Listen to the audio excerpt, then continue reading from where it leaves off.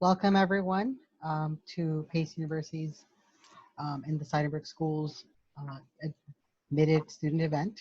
We are happy that you are here with us today. I'm going to start sharing my screen now. Again, thank you for joining us. My name is Max. I'm one of the admissions evaluators here at Pace University and may actually have one of your applications or two. I am joined by a ton of people who you'll be meeting throughout the presentation.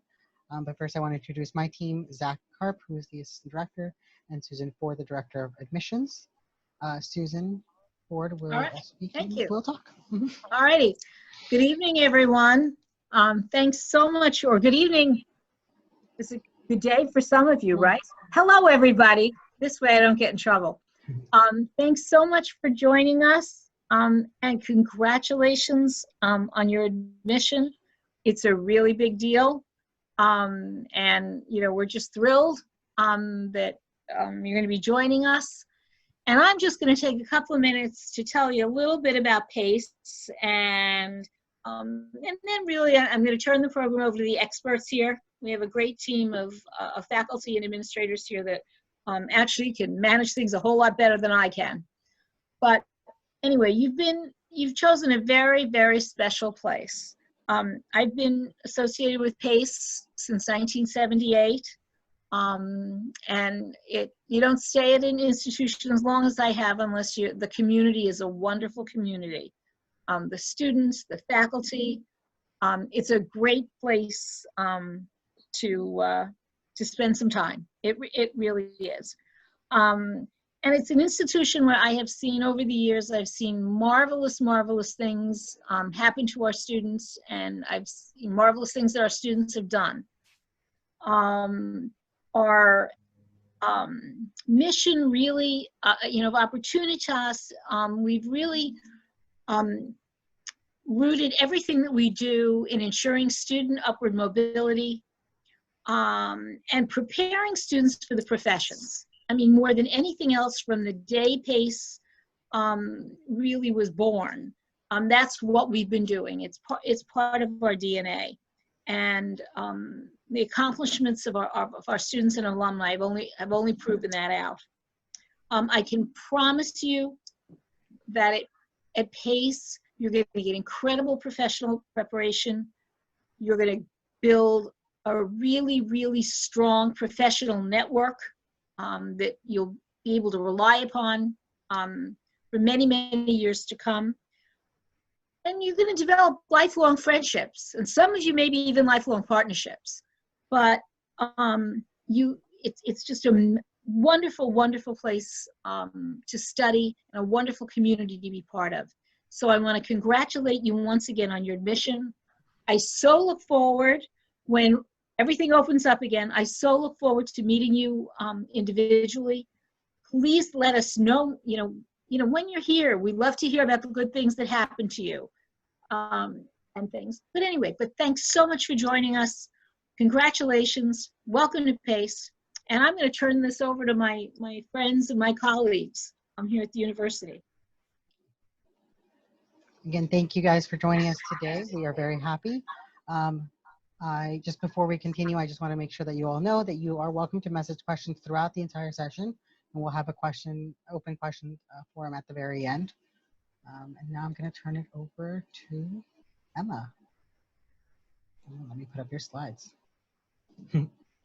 Hi, everyone. My name is Emma Klingberg, and I'm an academic advisor here at the Seidenberg School. I am 104, so you are going to be working with one of us, depending on, which campus you're on. We're here to help you with your academic questions. If you have questions about scheduling, the course schedule, or really any questions you have, you can always direct them to us, and we'll help you find out where to get those answers. So I really look forward to getting to know some and all of you. And I'm going to have Christina introduce herself too. Hi, everyone. I'm Christina Newhouse. I'm also one of the academic advisors. And as Emma said, we're here to help you with any questions you have, anything from course selection to program policies.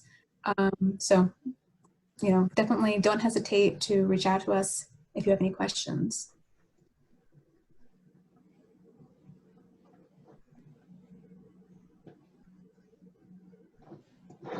So here's our current programs.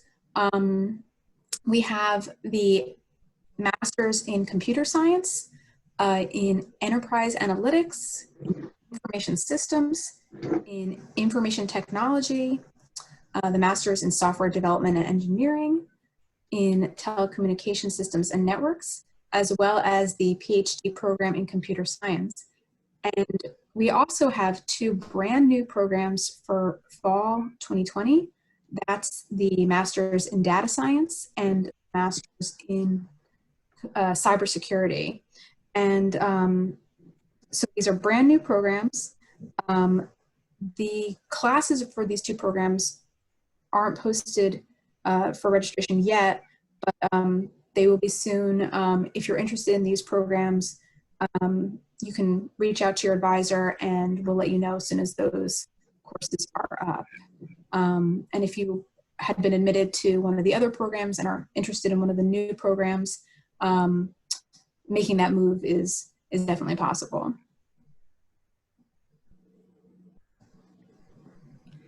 So now we're going to have Dr. Dwyer, one of our esteemed Seidenberg professors, to speak about what the online experience looks like. As we know, this is our new reality, and though we don't have any confirmation yet for fall, but we did want to make sure you understand and get a glimpse of what it looks like to take an online class. So take it away, Dr. Dwyer. Hi, thanks, Emma.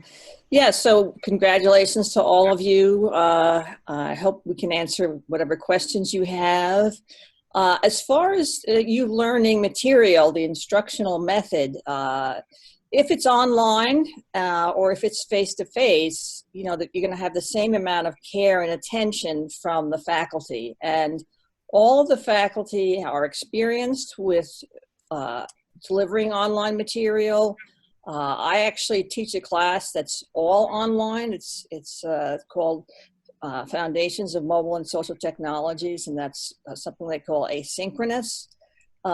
We were always very active in the technology space related to delivering online education, certainly going back to more than 25 years. And everybody at the school has really focused their attention on what tools we have available, how we can optimize the experience, how do we adjust if we've moved from face-to-face to online, and how can we best manage that. So, it was a very sudden transition, but I have to say, we had a fair amount of experience under our belts and we kept learning as we went along. So we're going to have some time later on for questions. So if you have any other questions about the online experience or anything to do with the information systems degree, that's the one I teach in, please go ahead and ask them. Okay, Emma? Thank you. Sure.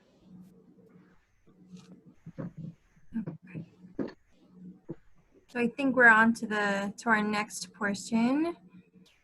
I think Max is pulling it up right now. Perfect. Oh, Max, you're muted.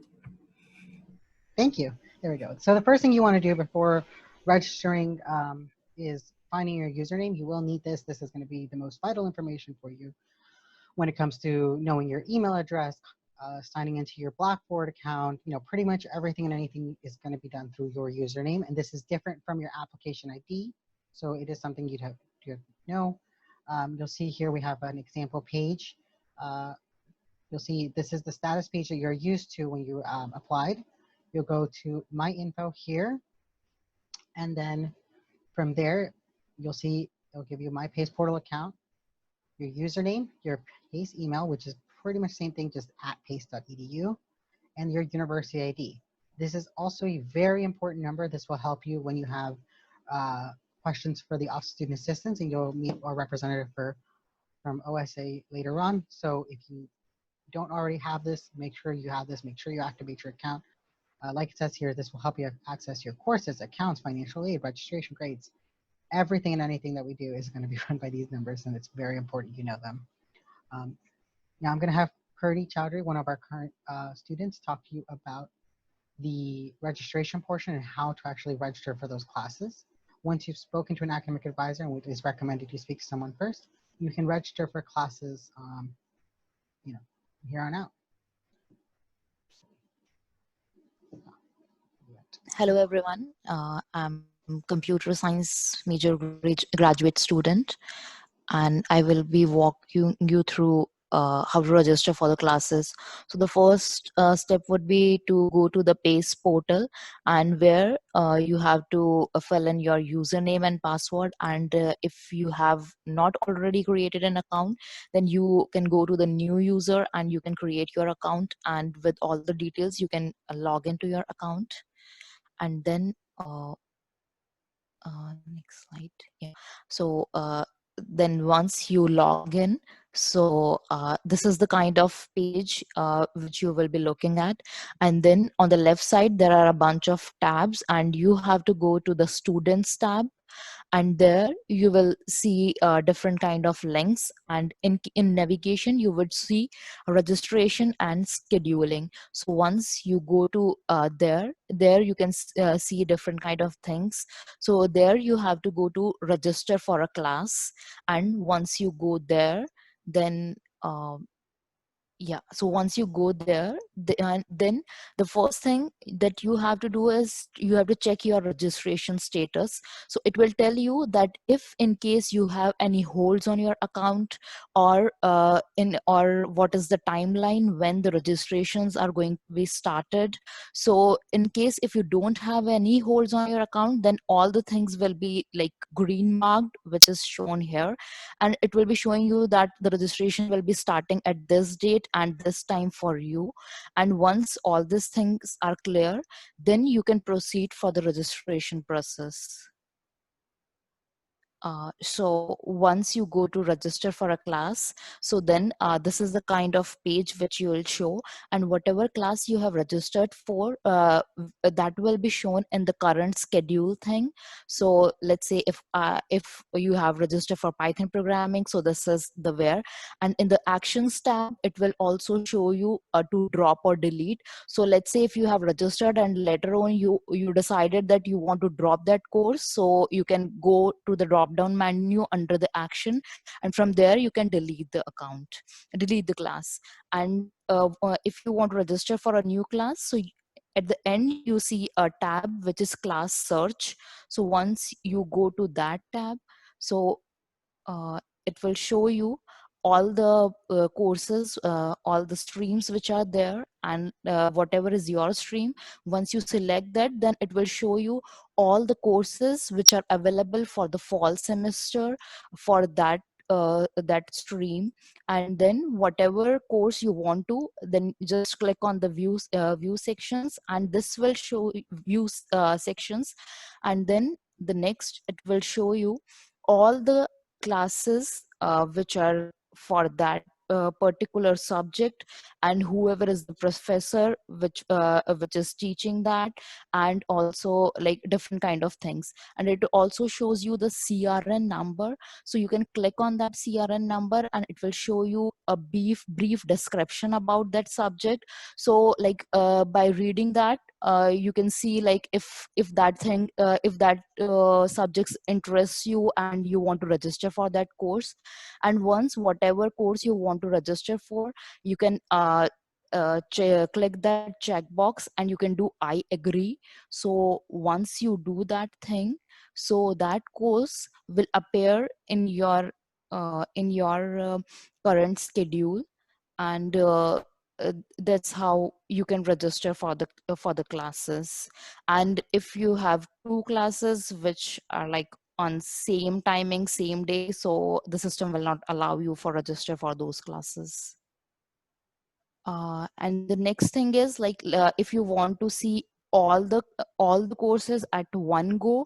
So you can go to Schedule Explorer. This link is also under the register and scheduling on the front page, and there you can choose different things like what term, level, and subject.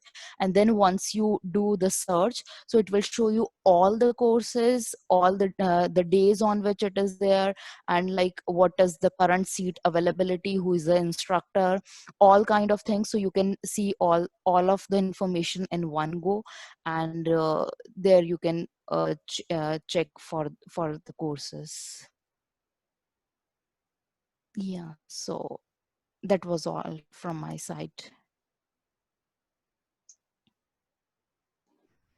Thank you so much. And Emma, this is the contact information you have for our students, correct?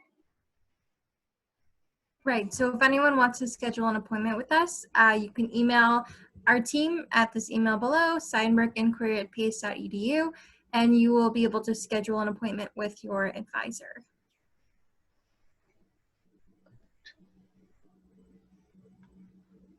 So now we're going to go over to Karina. I know we had a couple questions during the registration portion of that, so I just want to let everyone know that we will be answering all those questions at the end. So don't just type them in the chat box as we go through, and we'll get to them at the end. But yeah. Hi, everyone. Oh, sorry. No, go ahead, Karina.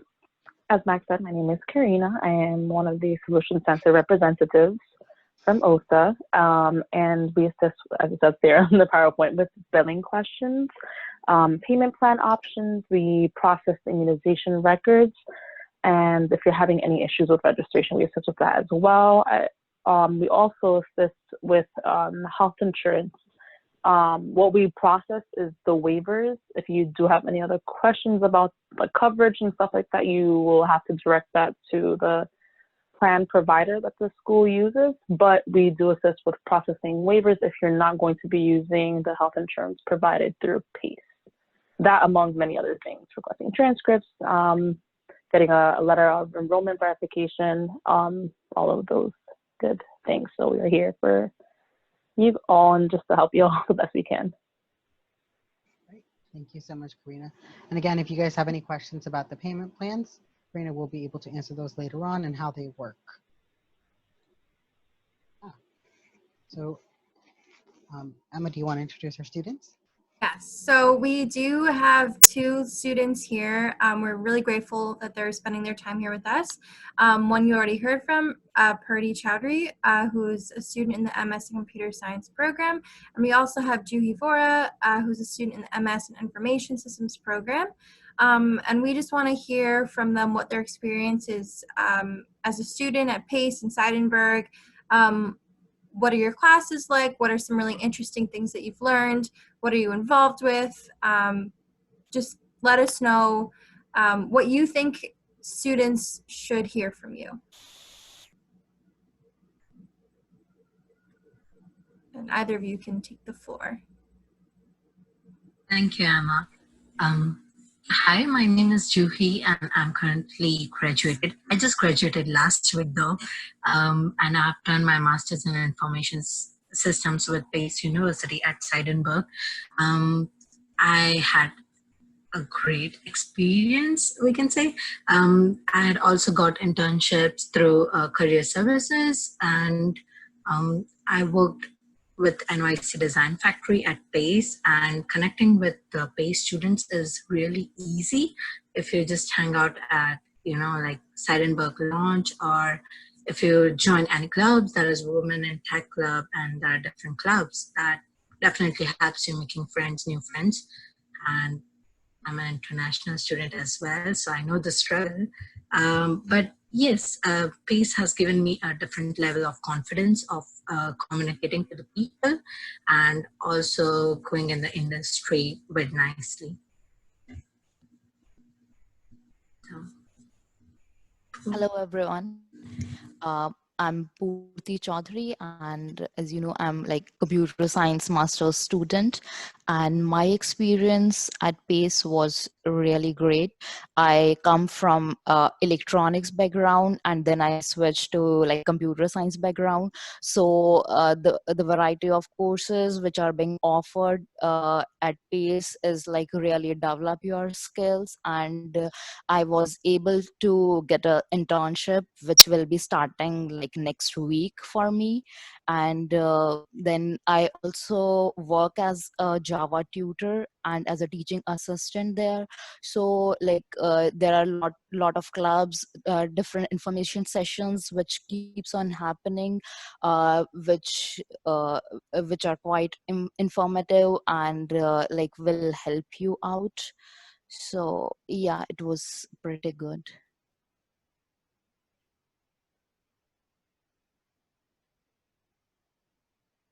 Now, I do have a question for our students just so they can answer during this part of the session.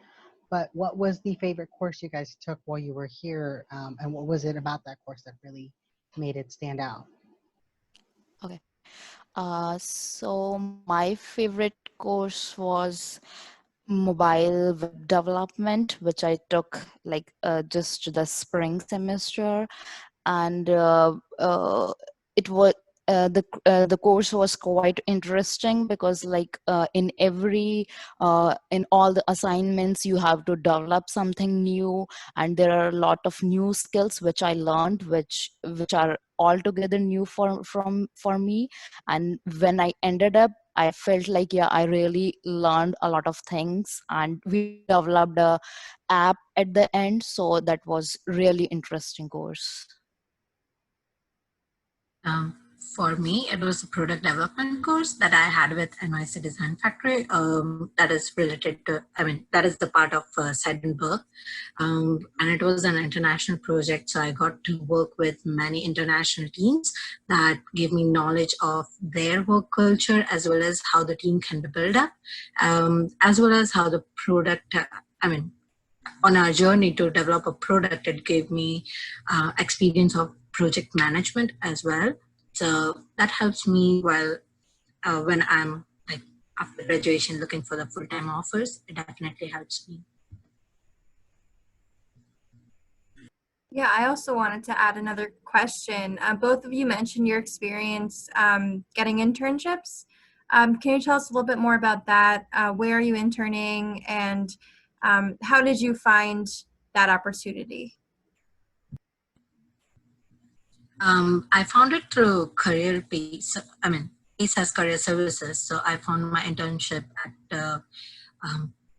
through career services at Hoboken. It is with Playbook and NYC Sports. I have been interning then since a year as a data analyst, and it has been a great company. The environment is really nice.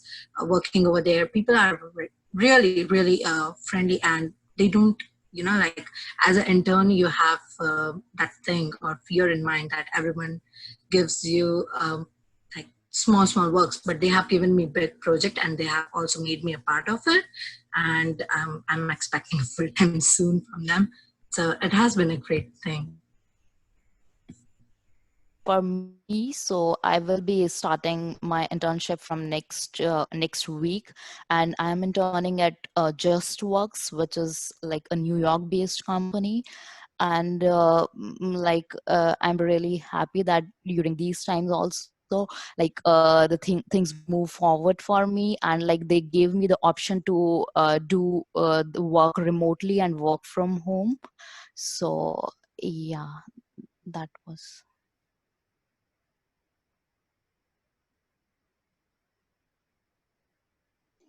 Awesome. Thank you guys so much for letting us know a little bit more about your experiences. And I'm sure some of our incoming students will have questions for you later on about, student organizations, what it's like to be on classes, the friends you've made, et cetera, et cetera. Go. And now, Emma.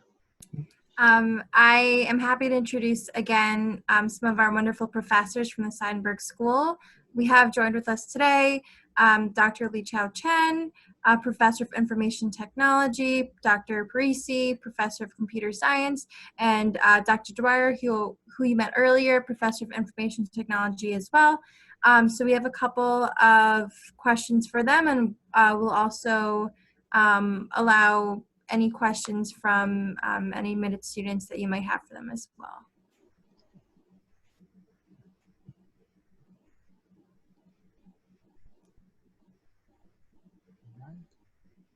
Okay, so I do have a couple of questions for our professors. So just, answer as you see that you may be able to respond to them. One of our main questions is, do you work a lot one-on-one with students? Because we know we do all pride ourselves in, of course, smaller classroom sizes, or do you guide their work as they work individually on their own, trying to figure things out? I think we can all respond to that. I can start. Yeah, I definitely work individually with students, and I really enjoy it. Some of it has to do, some of the things that I work with them has to do with stuff we're doing in class. I do find that taking the time to explain things to a student really can help with a breakthrough in terms of understanding the material. And I've also done a number of research projects with graduate students that have resulted in papers being published, and I've really enjoyed it, and I think the students have really gotten a lot out of it too. And I know that my other colleagues have a similar experience as well, so I'll let them talk about it. Yeah, I would echo what Dr. Dwyer just said. I spend a lot of time with my students outside of the classroom. So during office hours, I make myself very available. And if it's not face-to-face or in my office, or used to be before we all got into this, I'm available. Students email me. I make it a point to respond to them quickly. So whether it's, again, face-to-face or through emails, I make myself available, and I work with them a lot, whether, again, it's clarifying material in the course or talking with students about just about anything. I've had students approach me on all kinds of issues. So, life issues, career issues, school issues, what do I do with my life kind of stuff. So I'm more than happy to work with them. And I have also worked with students individually on research projects, and like Dr. Dwyer said, we've published papers. And so all around student engagement is a very important thing. Yes, I have the similar experiences like the two other professors. So I enjoy working with students after the class. Typically, I stay for a little bit after the class if the students have questions, and they are also very welcome to come to my office or make appointment with me for office hours. For example, like now, this past semester, we have been switching part of the class online. I actually meet with students using the Zoom application you're using right now individually for their individual questions. And I also work with students in research projects on a one-on-one basis and publish papers and making conference presentations. So that's part of the work I really enjoy. Okay, great. I do have a question from one of our students here as well. In the same vein of trying to figure out how things are working right now. Of course, we hope to be back on campus for the fall, but we understand that, we also want to be safe and proactive about making sure we keep our faculty, staff, and students safe. So students are wondering, with a lot of us having to transition to this online learning, and like Professor Chen mentioned, there was a shift there. What do you guys plan to do? How do you plan to continue your courses as an online versus an in-person class? Will that change or affect a lot of the way you work with students on that one-on-one basis, or in the classroom setting? We'll just go in the same order, perhaps. I found it a little bit easier to work with students because they were more willing to meet with me via Zoom than actually coming to my office hours. So that was actually one positive development for it.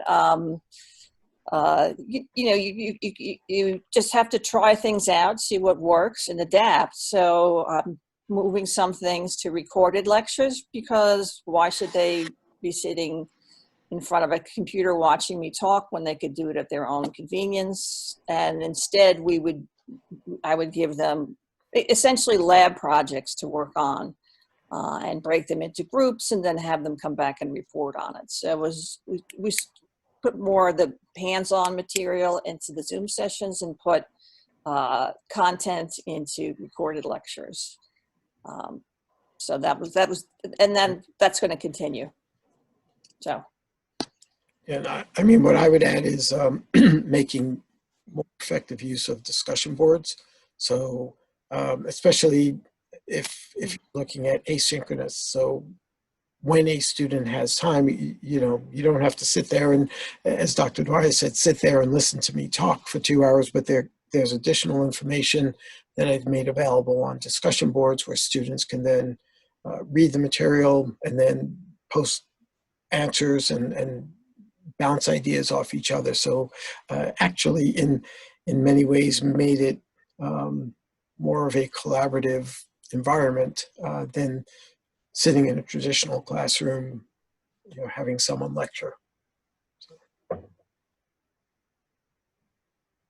Okay, so actually the transition to online classes is a very natural transition for me, because even before this, I have been posting most of my class materials online, even if it's an in-class meeting.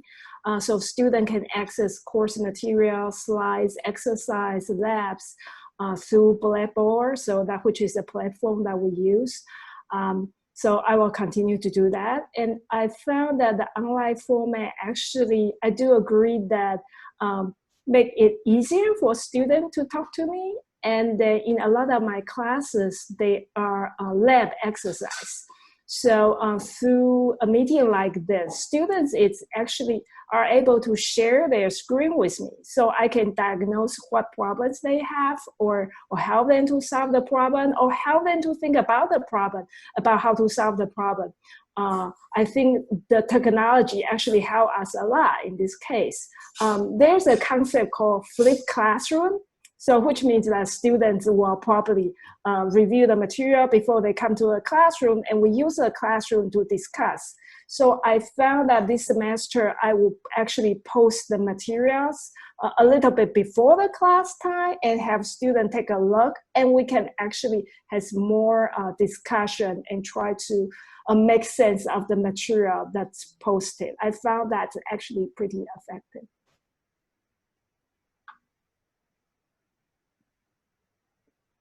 I have another question from a student here. They want to know more about the class settings and how this works with, one, are your classes, more asynchronous, synchronous? Are you doing more Blackboard versus Zoom courses? And then of course, how are students submitting assignments during this time? Is it all, being submitted through like a Blackboard site, or are they giving presentations and things like that? This is a question from one of the participants here? Yeah, one of the students here, yeah. Yeah, so the Blackboard site has a way for us to submit assignments, and that is separate from whether or not we use Zoom or not. Zoom is used to communicate, to do video conferencing with students, and then the Blackboard site is for distributing materials and also allowing students to upload assignments. So we use both tools quite a bit, and we will even, I'm sure that even if we're face-to-face, I'll certainly be using Zoom to connect with students going forward. So that's what I think. Without repeating everything that Dr. Dwyer did, I fully agree. And as Dr. Chen said before, even in the traditional face-to-face settings, I've always made use of Blackboard. My lectures are there, all homework assignments, contact information. So, we're just making the best of the technology. And this has been a learning experience. So come the fall, if we go back to traditional face-to-face, there are still things that have helped in the online environment that I would continue to do. And certainly if we start the semester off in an online environment, just continue to do a lot of the same things that Dr. Dwyer just said. Okay. So I think some of the professors here are doing asynchronous and some of them are doing synchronous. And it really depending on the topics of the course. Some courses are easier to learn if you have some synchronous section right away, but some classes, it might be easier if a professor posted material in chunks and then you learn it throughout the week. So it depends. Okay. So I think I have the last question that's very specific to you three from our students here. And it's a very positive question. I wanted to end on a good note. What advice would you personally give to students who wanted to be successful in your classrooms? Just ask questions. Don't be afraid to ask questions, and don't be afraid to ask for help. That's what I would recommend. And I would add, stay engaged. I don't explicitly take attendance in my class, but I tell all students at the very beginning, if you don't come to class, you will have a hard time keeping up with the work. So show up for class, keep up with the work, don't fall behind. And what I respect most is an honest effort.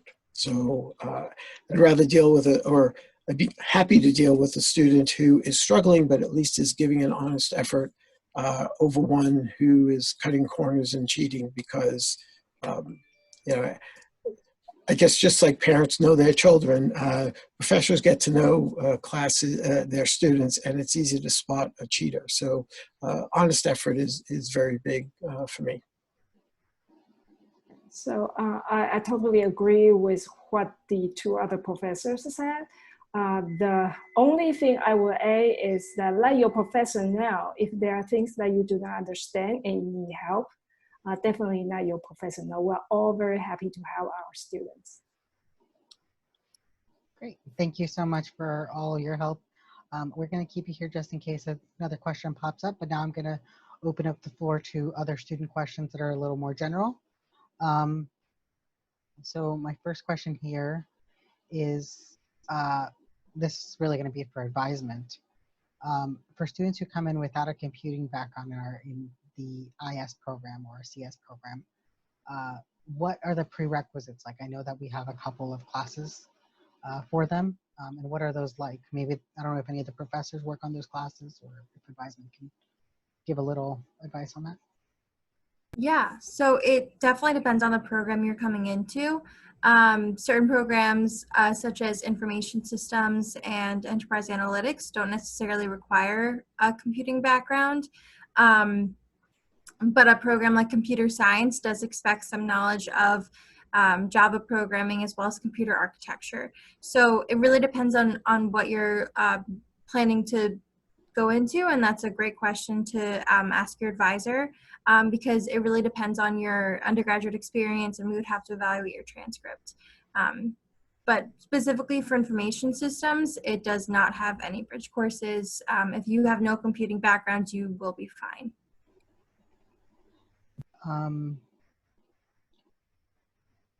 So I know we will be bringing career services for our next session. So I hope our students here today will be joining us. But throughout the program, at what point do we want to, I guess, guide students towards the career services department? As soon as they come in during their first semester, because internships and things like that to build on for their career roadmap. I would say probably as soon as possible. It's never too early to contact career services and ask them what's available and what's out there. There's so many internships and jobs that have different qualifications. So I would say your best bet is really as soon as you arrive to check in with career services and see what they can provide you. And they have lots of resources.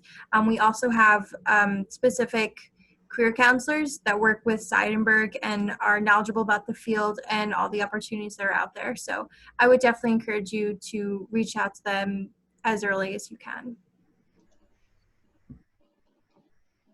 Okay. Let's see here.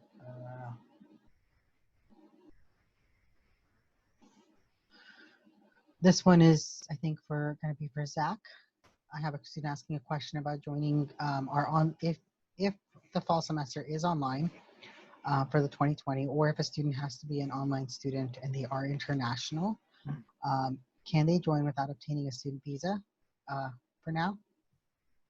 Yes, so they can take online courses without a student visa, and then we can issue the initial I-20 for the following semester. So they could take first semester online and then go for the visa appointment sometime during the fall semester, get the visa, and plan to arrive in the spring. Was that the question? Yes, and then I have... And any fees, you know, any tuition deposits would be carried over to the semester. Okay. And, you know, I know that we have another concern from that question as well. There's a second part to it, which is if I join, you know, for the fall and I'm not able to get my visa for some reason in January, is there a contingency plan for that? Yes, they are working on contingency plans, so students would be able to finish out a degree completely online. Okay, perfect. Let me see here. We have a few questions. I'm just trying to get to everyone here.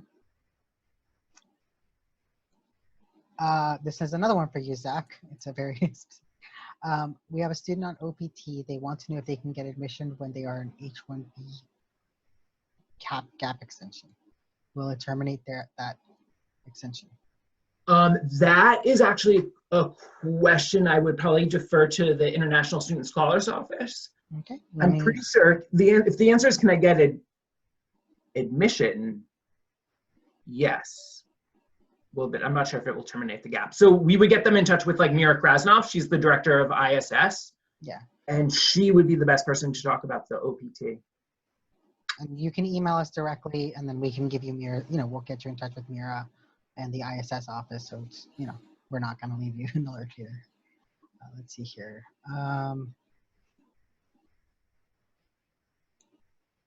This is, again, another one for you, Zach. We have a lot for you today. It's about OPT.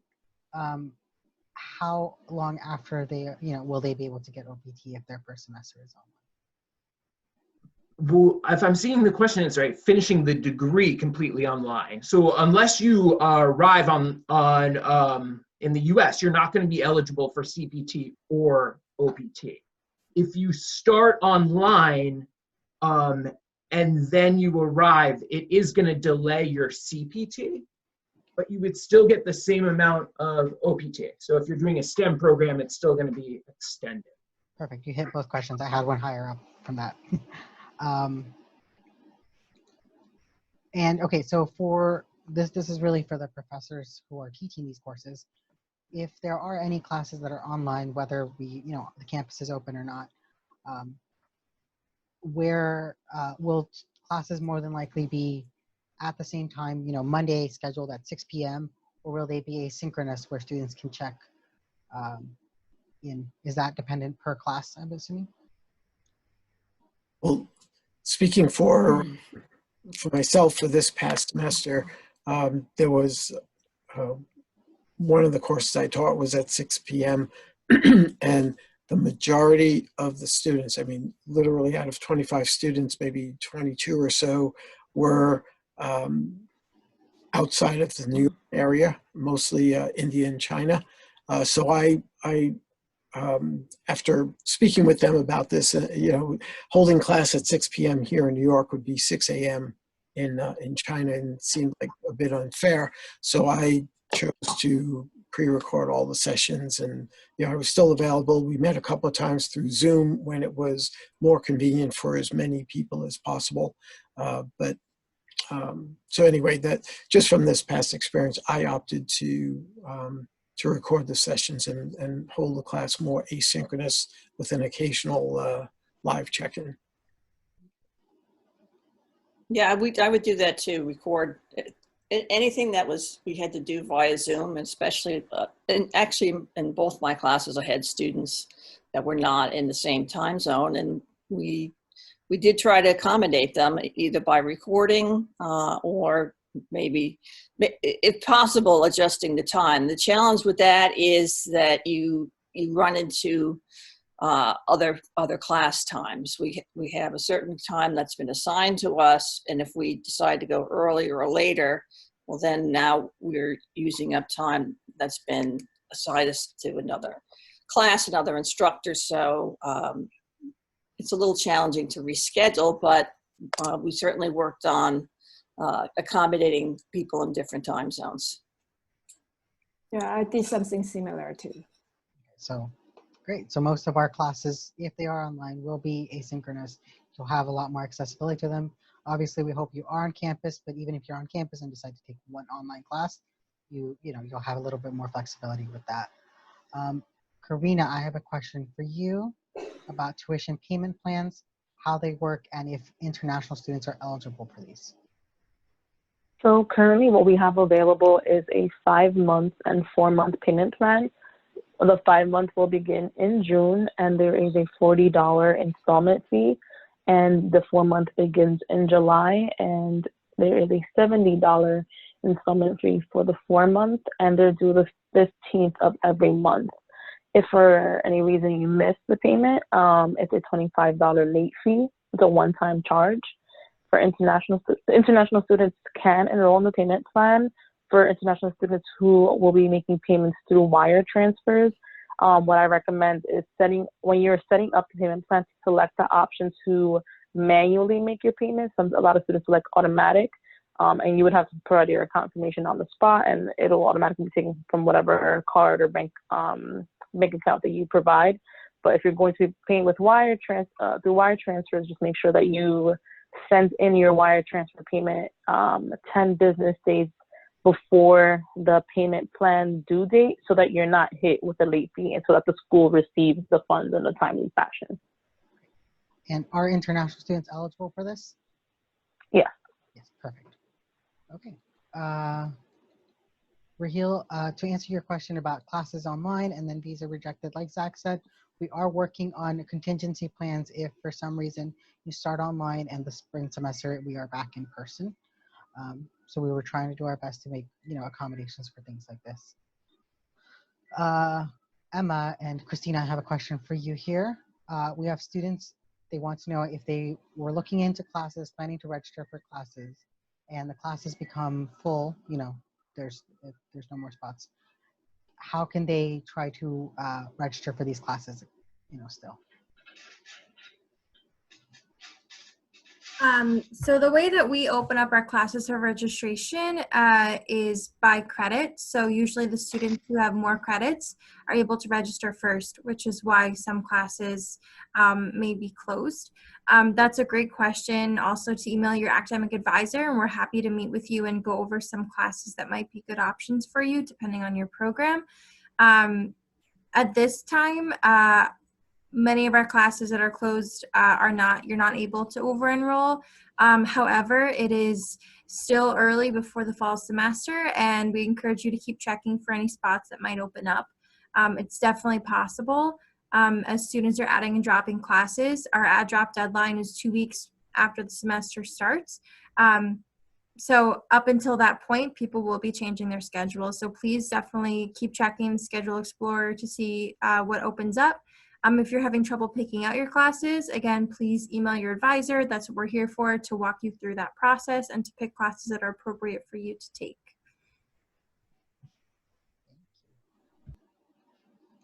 Let's see here. When do we expect to know about the upcoming fall semester and on campus versus online courses.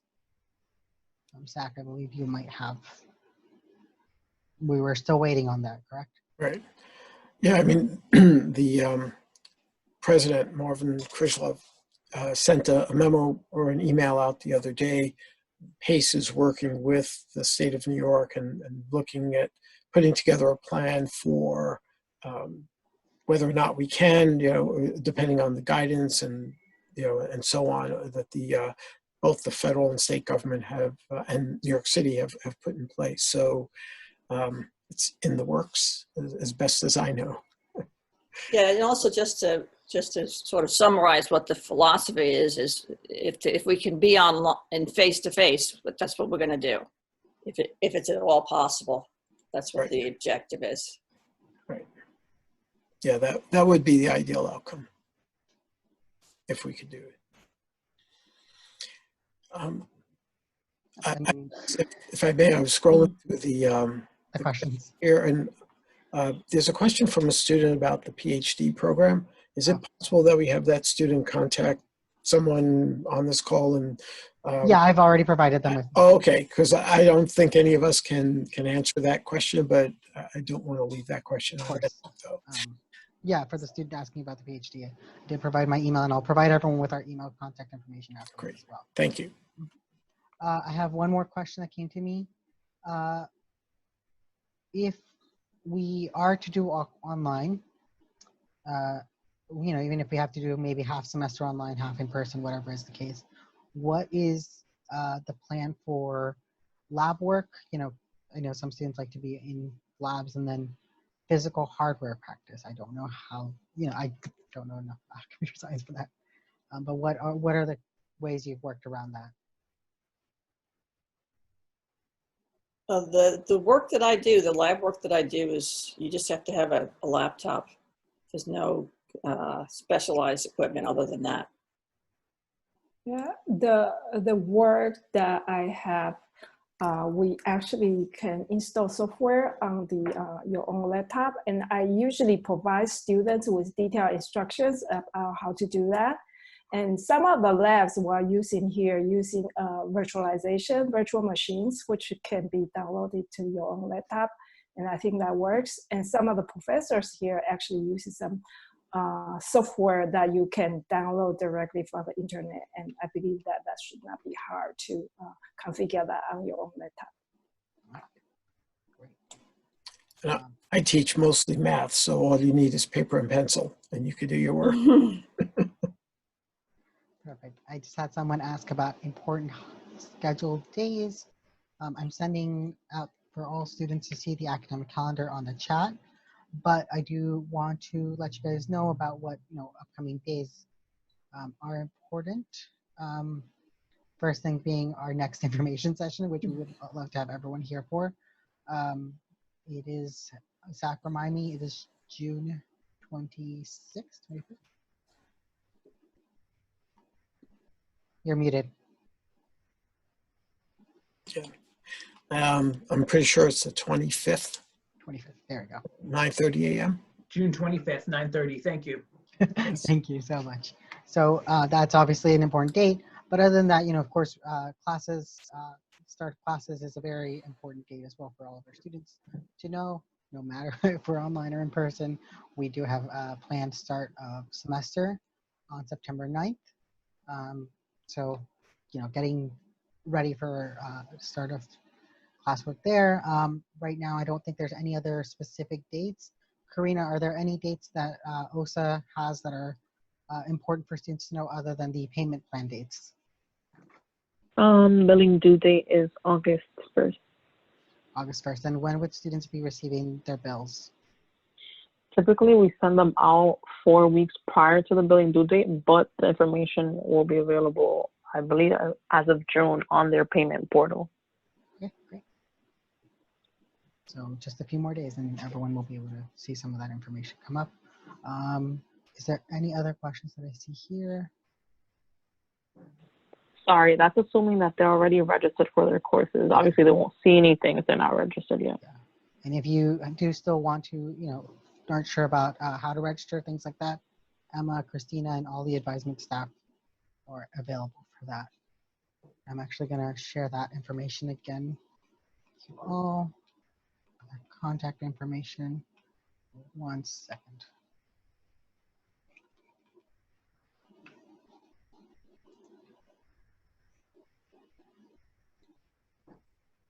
And I just want to ask all of our presenters, is there anything that you would like to just remind students, bring up just before we end this session today?